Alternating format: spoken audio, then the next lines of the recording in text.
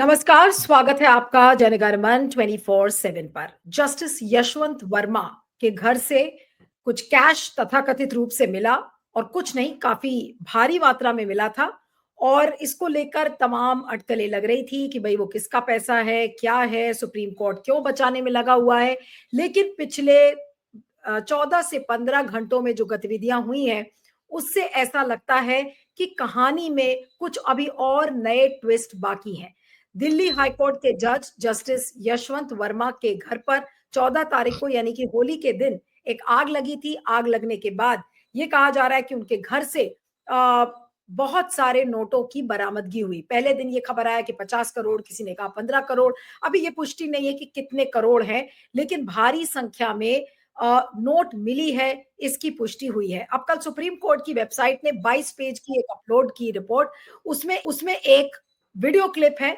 उस video clip को मैं आपको दिखाऊंगी अभी बीच में, और उस वीडियो क्लिप में बिल्कुल साफ साफ दिखता है कि किस तरीके से नोटों की गड्डियां जल रही हैं और जलते जलते कुछ पुलिस वाले उस बोरे को खंगालने की कोशिश कर रहे हैं। बिल्कुल ऐसा देखने में लग रहा है कि बोरा है और उस बोरे के अंदर बहुत सारे नोट हैं। कुछ 500 की गड्डी और 500 के नोट्स वो उसमें बहुत क्लियरली दिख रहे हैं। उसमें कोई एक अधिकारी है, चाहे वो फायर ऑफिशियल हो, चाहे पुलिस अधिकारी हो, वो ये कह रहा है कि ये देखिए महात्मा गांधी जलते हुए नजर आ रहे हैं। तो कुछ इस तरीके की ऑडियो उस विजुअल से निकल रही है और इस वीडियो क्लिप को सुप्रीम कोर्ट ने अपनी वेबसाइट पे डाला है। कुछ 2 तस्वीरें हैं और 3 सदस्यों की एक कमेटी बैठाई है, जिसमें 2 चीफ जस्टिस हैं और ये इन हाउस इंक्वायरी करेगा जस्टिस यशवंत वर्मा की। और ये कहा गया है कि जब तक ये इंक्वायरी पैनल अपनी जांच को पूरा नहीं कर लेता, तब तक कोई भी न्यायिक काम जस्टिस यशवंत वर्मा को नहीं दिया जाएगा।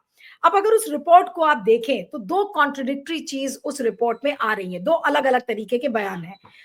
जो जो दिल्ली पुलिस कमिश्नर की तरफ से ये कहा गया है कि ये जो आउट हाउस वाला जो कमरा था जहां से ये नोट की बरामदगी हुई है, ये बंद रहता था, ये गार्डेड था और वहां पर उनका सिक्योरिटी गार्ड उसको गार्ड करता था और वो कमरा उनके जस्टिस यशवंत वर्मा के घर ऑफिस से बिल्कुल सटा हुआ कमरा था। दूसरा जो एक वर्जन है जो यशवंत वर्मा ने अपने बयान में दिया है और उनका एक स्टेटमेंट भी आया है बहुत लंबा चौड़ा, उसमें उन्होंने कहा है कि ये कॉन्स्पिरेसी है मुझे मेरी छवि को खराब करने की। और वो कमरा एक अनयूज्ड आर्टिकल्स का एक कमरा था जो खुला रहता था, वहां पर कोई भी जा सकता था। ये जस्टिस यशवंत वर्मा का कहना है। तो जो मुख्य बातें नजर आ रही हैं उसमें जस्टिस वर्मा ने इसको एक कॉन्स्पिरेसी बताया है और उन्होंने ये कहा है कि इसमें एक गहन जांच की जरूरत है। तो अब जांच तो शुरू हो गई है, जो इन हाउस इंक्वायरी पैनल है वो उसकी जांच करेगा। लेकिन अब पूरी कहानी ऐसा लग रहा है कि एक ताले में आकर सिमट गई है कि क्या वहां पर उस कमरे में ताला लगा था या नहीं लगा था। अगर इस बात की जांच हो जाती है तो फिर ये साफ हो जाएगा। अगर वहां पर ताला लगा था तो इसका मतलब जस्टिस यशवंत वर्मा झूठ बोल रहे थे। अगर वहां पर ताला नहीं लगा था तो फिर शायद जस्टिस यशवंत वर्मा को फंसाने की कोशिश की जा रही है। अब ये जो इंक्वायरी पैनल बैठा है जिसमें 2 चीफ जस्टिस भी हैं, क्या ये इंक्वायरी पैनल इस मामले की तह तक जा पाएगा, क्योंकि इसमें न्यायपालिका की छवि का मसला है। आज इसी पर हम बातचीत करेंगे। हमारे साथ वरिष्ठ वकील और एक्टिविस्ट अरुण अग्रवाल जी जुड़ रहे हैं। अरुण जी, आपका बहुत बहुत स्वागत है जनगणमन 24/7 पर। मेरा पहला सवाल सर यही है कि ये जो 22 पेज की रिपोर्ट सुप्रीम कोर्ट ने अपलोड की है, इस रिपोर्ट की सबसे स्टार्टलिंग या सबसे चौंकाने वाली चीज आपके नजर में क्या है? जी नमस्कार नीलू जी। जो हमारे लिए सबसे चौंकाने वाली बात है और जो मैं समझता हूं कि अहम बात है कि जब जस्टिस वर्मा ये कह रहे हैं कि ये जो कमरा था ये मेरे घर का हिस्सा नहीं था, ये बहुत दूर था और उसमें कोई भी आ जा सकता था, उसके अंदर में हमारे घर का कबाड़, फर्नीचर और मैट्रेस और कटलरी जो हम नहीं यूज करते थे वो सब था, और सबसे बड़ी बात कि वो कमरा खुला रहता था।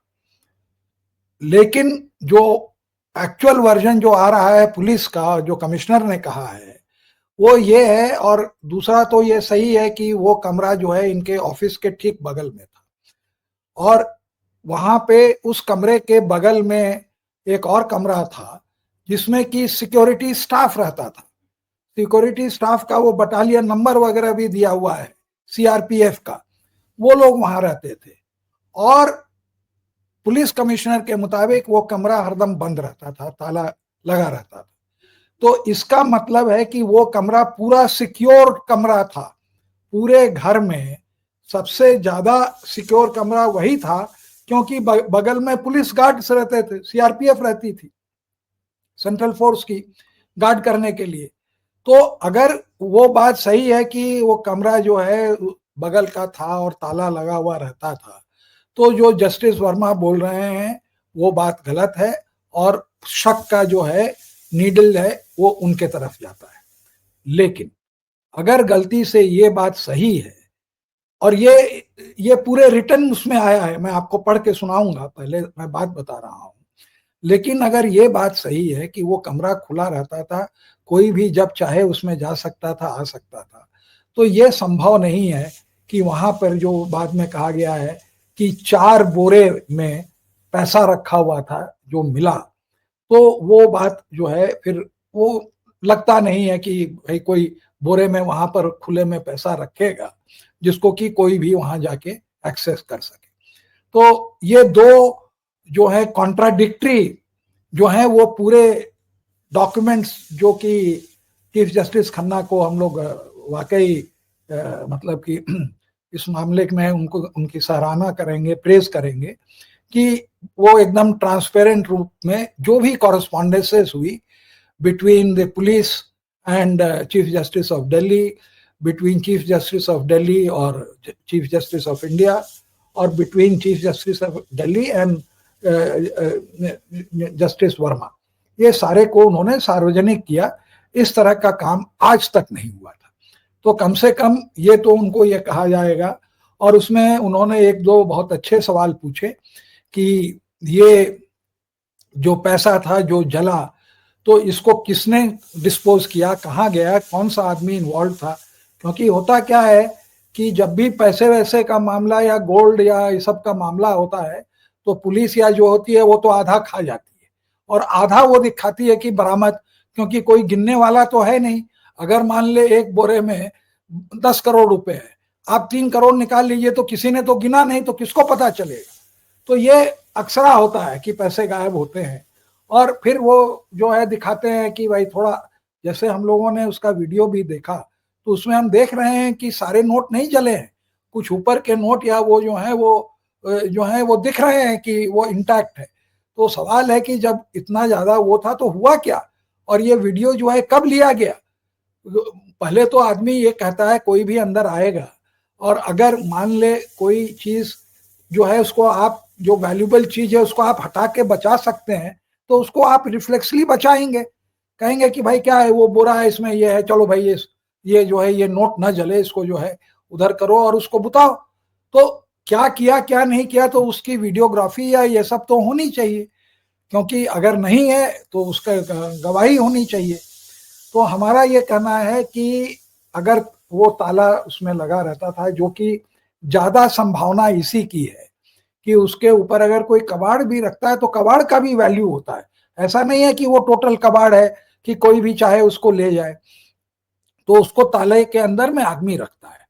तो अब मैं आपको वो पोर्शन पढ़ देता हूं जहां की ये कहा गया, ये कहते हैं कि उसमें ताला नहीं था, और जो पुलिस और चीफ जस्टिस जो है वो कहते हैं कि उसमें ताला था दिल्ली के। तो ये कहते हैं, ये चिट्ठी है chief justice Delhi Upadhyay, justice Upadhyay की, कि the commissioner of police has also informed that the store room is adjacent to the guard room. मतलब कि स्टोर रूम में जहां पैसे मिले, it's adjacent to the guard room where the central reserve police और police force battalion 70F is posted. मतलब कि जहां पर यह स्टोर रूम है उसके बगल में जो है सीआरपी की फोर्स बटालियन वो जो है वहां पर पोस्टेड और वहां रहती थी। And the store room used to be kept locked. तो इसका मतलब यह है कि जहां पैसे मिले जिस स्टोर रूम में, उसकी गार्डिंग जो है सीआरपीएफ कर रही थी बाय डिफॉल्ट। तो फिर अगर ये बात सही है तो सब सही है, और यही अगर आप बाद में आते हैं तो आप देखेंगे कि ये जो है उनका पीए और ये कहते हैं कि he also told that the room was accessible to the servants, the gardeners and sometimes even a CPWD personnel, है ना। फिर आगे ये कहते हैं, ये मतलब कि उनके पीए और जज साहब का वो है। अच्छा, फिर वो जो चिट्ठी लिखी है कमिश्नर ने, उन्होंने लिखा है कि स्टोर रूम, घर के सुरक्षा गार्ड, वो सब वही बात जो हम इंग्लिश में है, जो कि जस्टिस उपाध्याय के चिट्ठी में है, इसे ताला लगाकर रखा जाता था। इतनी छोटी चिट्ठी है, तो अगर उसमें वो लिख रहे हैं ताला लगा के रखा जाता था, तो मतलब ये एक सिग्निफिकेंट फैक्ट है जिसको कि वो एम्फसाइज करना चाह रहे हैं कि देखिए वो खुला नहीं रहता था। फिर आगे private secretary that the room was being used as a store room to keep useless articles of the household and remained accessible to all and was not kept locked। ये उनका पीए कह रहा है, यही बात वो खुद कह रहे हैं बाद में अपनी चिट्ठी में, जस्टिस उपाध्याय। तो ये जो दो कॉन्ट्राडिक्टरी जो वर्जन्स आ रहे हैं, और उसमें केवल एक ही चीज सही हो सकती है, दोनों चीज नहीं सही हो सकती है। तो हमें लगता है कि जितना भी घपला जो है, ये एक बहुत ही सेंट्रल फैक्ट है। दो तरह से है, क्योंकि अगर वो, आप सुन रही हैं या फ्रीज हो गई हैं? नहीं, मैं सुन रही हूँ सर, मैं सुन पा रही हूँ, आप बोलिए। आप फ्रीज हो? नहीं, आपका सिग्नल नहीं आ रहा सर। हाँ, देखिए, सॉरी, आप फ्रीज हो हाँ गए थे।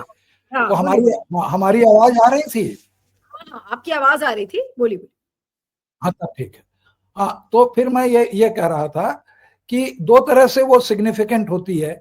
एक तो है कि आपने गलत बोला, जज हैं तो ये नहीं कह सकते गलत के अलावा कि और कुछ बोला, तो आप कॉन्ट्राडिक्ट कर रहे हो।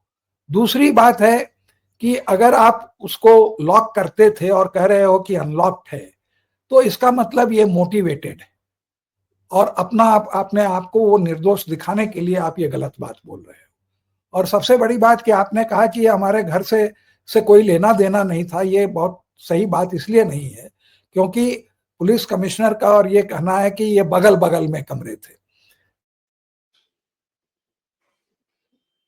आपका फ्रेम फिर से फ्रीज हो गया है। हाँ, अब ठीक हुआ? हाँ, बोलिए।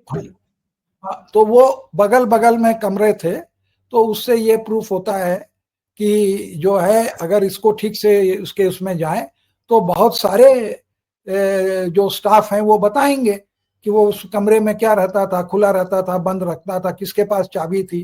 फिर दूसरा सवाल उसमें उठा है कि जब ये बोरे कहाँ गए, जले हुए या जो भी, ये कैसे डिस्पोज हुए, इस पर भी एक प्रश्न चिन्ह उठा हुआ है। जी नहीं, तो अब कुल मिलाकर जो स्थिति है वो यही है कि अगर ये इन हाउस इंक्वायरी इस बात को लेकर जांच करता है कि भाई ताला बंद था या ताला नहीं था, तो क्या इसी में ही सारा राज छुपा हुआ है? अगर इन हाउस इंक्वायरी को ये लगता है कि भाई ताला लगा हुआ था, तो फिर क्या वो इस निष्कर्ष पर पहुंचेगी कि यशवंत, अगर ताला बंद रहता था तो फिर इसका मतलब वो गलत है, और अगर ताला खुला रहता था तो इसका मतलब कि ठीक है भाई, वो सही कह रहे होंगे। हाँ, तो इस ये पर चीजें बहुत बड़ी निर्भर करता है, और हाँ, इस पर भी है कि कितना बड़ा ताला था, किस तरह का ताला था, चाबी किसके पास रहती थी, क्या चाबी सीआरपीएफ के पास रहती थी, तो इस पर भी वो निर्भर करेगा ना कि अगर ताला था और चाबी अगर सिक्योरिटी के पास है, तो इसका मतलब है कि फिर एक्सेसिबिलिटी डिनाइड नहीं है, कोई भी आदमी उसको ये कर सकता है। तो ये एक लेकिन बहुत उसका अहम मामला है। अब सुप्रीम कोर्ट ने जो कल, अब 14 तारीख का ये वाकया है, और कल यानी कि 21 तारीख को सुप्रीम कोर्ट ने 22 पेजेस की जो रिपोर्ट अपलोड किया है, वो अब क्या दिखाता है? सुप्रीम कोर्ट क्या बहुत अब ये दिखाने की कोशिश कर रहा है कि वो बहुत गंभीर है इस मसले को लेकर, या फिर दबाव में आकर सुप्रीम कोर्ट को ये करना पड़ रहा है? इसे कैसे देखेंगे आप? नहीं, देखिए, हम तो ये देखते हैं कि जो कॉरेस्पॉन्डेंस हैं, वो कॉरेस्पॉन्डेंस हैं between chief justice end of India and chief justice of Delhi high court, और कमिश्नर की चिट्ठी है, और वो चिट्ठी है जिसमें कि जस्टिस उपाध्याय, जस्टिस वर्मा अपना सफाई दे रहे हैं, और एट द सेम टाइम जो रजिस्ट्रार और पर्सनल सेक्रेटरी है चीफ जस्टिस ऑफ दिल्ली की, उसकी रिपोर्ट है। तो कहीं भी आपको ऐसा नहीं लगता है कि बहुत देरी या कहीं पर प्रोसीजरली गलत काम हुआ हो, क्योंकि ये सब जजेस हैं, इनकी रूटीन बहुत बिजी रहती है एंड वो इसमें सही अटेंशन दिए। खाली एक बात ये है कि ये क्या, क्योंकि प्रेस में आ गया उसके कारण उन्होंने जो है सारी कॉरेस्पॉन्डेंस जो है सार्वजनिक करी, या अपने से करते तो ये लगता है कि चूंकि प्रेस में इतना ज्यादा इन लोगों के ऊपर भी सवाल उठ रहे थे कि आप कुछ नहीं कर रहे हैं, इसलिए जस्टिस खन्ना को, हम लोगों को, सबको को ये मानना पड़ेगा कि उन्होंने जो है टाइमली एक्शन लिया और सारे कॉरेस्पॉन्डेंस को जो है उन्होंने पब्लिक किया। कहीं भी नेग्लिजेंस और प्रोटेक्शन वाली बात नहीं दिख रही। नहीं, तो जो हम डे वन, जब पहले दिन था कि सुप्रीम कोर्ट ऐसा लग रहा है कि बचाने में लग गया है, ये चीज तो आज खारिज हो गई पूरी तरीके से। हाँ हाँ हाँ हाँ, एकदम नहीं, ये कहीं से भी ये नहीं लग रहा है कि ये बचाने में लगा हुआ था। हाँ, आप ये कह सकते हैं कि पुलिस कमिश्नर को जब 11:30 या 12 बजे रात को ये हुआ, तो वो फिर 4:30 बजे क्यों चीफ जस्टिस को फोन किया, ये आप उसमें जरूर पूछ सकते हैं। ये एक मामला जो है डाउट का। हाँ, नहीं तो हाँ, इसका मतलब अदरवाइज ये है कि कहीं देरी नहीं हुई। हाँ, नहीं, लेकिन आप कह रहे हैं कि पुलिस कमिश्नर को इन्फॉर्म करने में देरी हुई, आप ये कह रहे हैं? हाँ, पुलिस कमिश्नर को चीफ जस्टिस को इन्फॉर्म करने में जरूर देरी हुई, क्योंकि हाँ। ये इतना अहम मामला था। अगर पैसे मिले, अब हो सकता है कि पुलिस कमिश्नर तक बात पहुंचने में, क्योंकि वहां पर तो सब इंस्पेक्टर रैंक का आदमी होगा, वो इंस्पेक्टर को बताएगा, थाना इंचार्ज को बताएगा, वो असिस्टेंट कमिश्नर को बताएगा, वो डिप्टी कमिश्नर को, तो पुलिस कमिश्नर तक पहुंचते पहुंचते तो बहुत टाइम लग जाता है।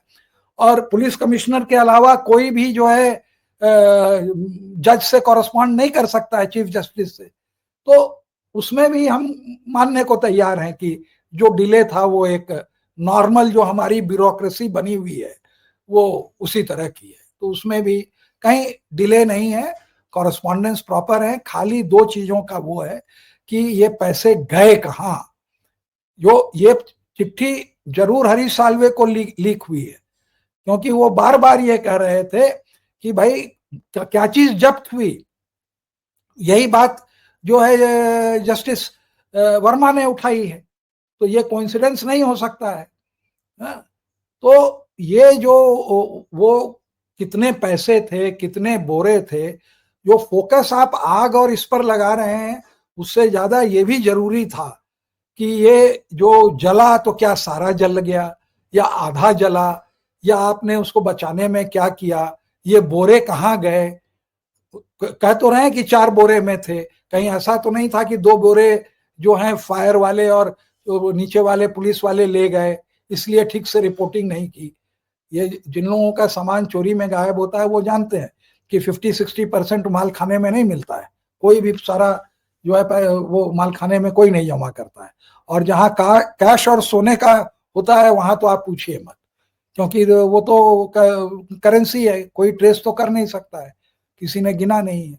ये एक उसमें बहुत बड़ा लूपहोल हमें लगा, और इस बात को चीफ जस्टिस ऑफ इंडिया ने कहा कि उनसे पूछिए, और ये पूछा भी गया कि ये जो डेबरी था, मलबा था, इसको किसने हटाया, किसके कहने पर हटाया, ये मलबा गया कहाँ, ये सारी बातें जो हैं उसमें उठ रही हैं। तो अब सबसे अभी तक अब तो इंक्वायरी पैनल अपनी जांच की रिपोर्ट देगा, कब तक देगा ये पता नहीं है, लेकिन अंत में सबसे बड़ा टेक अवे इस एपिसोड के बाद क्या है? और मैं ये टेक अवे आपसे तब पूछ रही हूं जब सुप्रीम कोर्ट ने 22 पेज की रिपोर्ट ऑलरेडी अपलोड कर दी है। अब क्या है लोगों के लिए कि भाई सुप्रीम कोर्ट को कोई अब कुछ बोल नहीं सकता है, सुप्रीम कोर्ट ने अपना काम कर दिया, चीफ जस्टिस ने अपना काम कर दिया, दिल्ली हाई कोर्ट के चीफ जस्टिस ने अपना काम कर दिया, अब इंक्वायरी पैनल अपना काम करेगा। लेकिन न्यायपालिका का के लिए और जो लोग आस्था रखते हैं इस न्याय के मंदिर में, उनके लिए सबसे बड़ा टेक अवे क्या है? टेक अवे 2 है। सबसे पहला तो टेक अवे ये है कि एक ईमानदार और अच्छा जज भी करप्ट हो सकता है, और अगर वो करप्ट नहीं हुआ तो दूसरा टेक अवे ये है कि एक ईमानदार और अच्छे जज को आप करप्ट बना सकते हैं। करप्ट आप घोषित कर सकते हैं, उसकी आप छवि जो है धूमिल कर सकते हैं। सबसे पहला तो ये टेक अवे है कि people don't want an honest man और dishonesty is there all around. और मैं तो ये आपको कई बार कह चुका हूं कि गोगोई जैसा बढ़िया और ईमानदार जज जब तक वो महिला कांड नहीं हुआ, चीफ जस्टिस नहीं बने, तब तक वो बहुत अच्छे थे, और उसके बाद वो उतने ही बुरे बने जितने वो अच्छे थे। तो एवरीथिंग इज पॉसिबल। और दूसरा बड़ा ये टेक अवे है कि जस्टिस खन्ना ने एक नई प्रथा चालू की कि जो भी हुआ वो करप्शन को हाइड ना करके, जो है पूरा ट्रांसपेरेंट करके, एक पूरे देश के सामने जितनी चीज हुई वो सामने में उनकी रख दी। उनकी कोई गलती नहीं है। इन हाउस प्रोसीजर जो उन्होंने 3 जज अपॉइंट किए हैं, ये लेट डाउन है, ये 90s का लेट डाउन है इन हाउस प्रोसीजर। और उसमें ये भी है कि अगर इन हाउस प्रोसीजर उसमें गलती पाया और उनको इंडाइट किया तो पहले उनको वर्मा साहब से कहा जाएगा कि आप रिजाइन करिए, नहीं करेंगे तब रेकमेंड किया जाएगा कि इनको इम्पीच करें। तो वो लेट डाउन है। He has gone by the book, he cannot be faulted, he has been transparent which no other जज हैज बीन। मैं आपको वो रमानी का बात बता रहा था। गोगोई खुद मैंने उसमें, वो बॉम्बे की थी, जो कॉलेजियम में थे, they wanted an axe to grind, तो उनको उनके ऊपर एफआईआर करा दिया, लोगों को पता तक नहीं चला, और उसके बाद उनको मेघालय या ट्रांसफर कर दिया from chief justice from Chennai, from Madras high court, resign कर दी। बाद में वो सारा फेक निकला। तो क्या इसके लिए गोगोई साहब को जो है कंडेम नहीं किया जाए कि एक लेडी जज के साथ आपने इतना बड़ा अन्याय किया? कुछ दे वहां के बॉम्बे के जज जो उनके खिलाफ थे, जो कॉलेजियम में थे। तो इस तरह का काम होता है वेंडेटा, कि ईमानदार जज को बेईमान जज नहीं रहने देता है। एंड दैट लेडी ना उस समय एक कमेंट दी ना, जब जब उनके खिलाफ, जब वो सीबीआई ने, जब पार्लियामेंट में कहा गया कि कुछ नहीं मिला, तब भी उनसे कोई पूछा तो कोई रैंकर नहीं था। नहीं तो उनकी इतनी सर्विस थी कि अगर ठीक से उनको किया जाता तो वो चीफ जस्टिस ऑफ इंडिया बनते। ऑलरेडी वो उनके कुछ 2 साल का कुछ बाकी थे चेन्नई में, और 3 साल का और एक्सटेंशन मिलता है। And she was there. जब महिला जजें नहीं है तो ये लोग जो हैं जानबूझ के, जब कॉम्पिटेंट लोग आते हैं तो ये लोग जो बेईमान हैं वो उनको उनके पीछे पड़ जाते हैं। It was nothing but a victimisation of a lady जज। तो हम लोगों को जब, और आज तक ये किस्से लोगों को मालूम नहीं है। अच्छे अच्छे आप चले जाइए लॉयर लोगों को, उनको नहीं मालूम है। आज ही मैं एक किसी सीनियर लॉयर से जिक्र कर रहा था, उम्र में हमारे दोस्त का भाई है, उम्र में बहुत छोटा है। तो वो उसने बताया कि ये हमारी सीनियर होती थी, हम जिस कॉलेज में पढ़े हैं, और उस उन्होंने उनको मैसेज भेजा, उन्होंने तुरंत जवाब दिया, थैंक यू कहा कि I feel very good about that you have been exonerated after 3 years। तो इस तरह के हैं। तो ये जो जाति हो रही है, ये सब आउट ऑफ, ये should come out in the open, कि कोई जज इस तरह की हिम्मत नहीं करे। ये सारे इसके टेक अवेज है। चलिए, अब देखना होगा कि क्या कुछ निकल कर आता है इस इंक्वायरी पैनल की रिपोर्ट से, जब ये जांच पूरी होती है। आपका बहुत बहुत शुक्रिया Arun ji, thank you so much for joining. Thank you.